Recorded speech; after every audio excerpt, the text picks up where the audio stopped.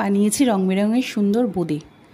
তার জন্য একটু বেসন, নুন আর বেকিং পাউডার দিয়ে হালকা করে গুলে নিয়েছিলাম। ব্যাটারটা একটু পাতলা পাতলা হবে। আর তারপরে 3টে বাটির মধ্যে রেখে আপনারা যেমন মন পছন্দ কালার দিয়ে নেবেন। আমি গোলাপি আর সবুজ ব্যবহার করেছি। তারপরে খুব হালকা করে ভেজে নেবেন, তাহলে বেশ মুচমুচে হবে। যেহেতু বেকিং পাউডার থাকে বেশ ফ্ল্যাপি হবে।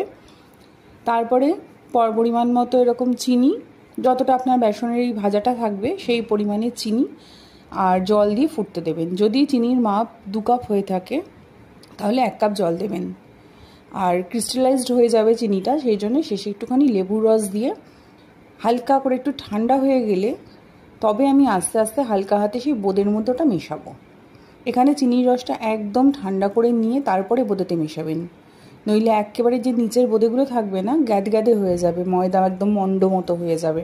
দেখুন আমি এরকম আস্তে করে ঠান্ডা করে নিচ্ছি। তারপরে একটু একটু করে এক হাতা করে দিয়ে এই বোঁদেগুলোর ওপরে দিয়ে মিশিয়ে নেব।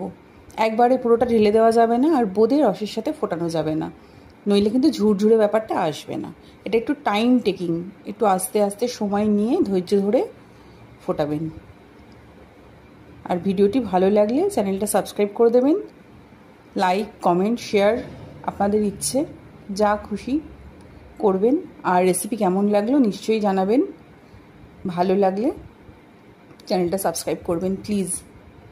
দেখুন কেমন ঝুরঝুরে সুন্দর বোঁদে হয়েছে। সবাই খুব ভালো থাকবেন।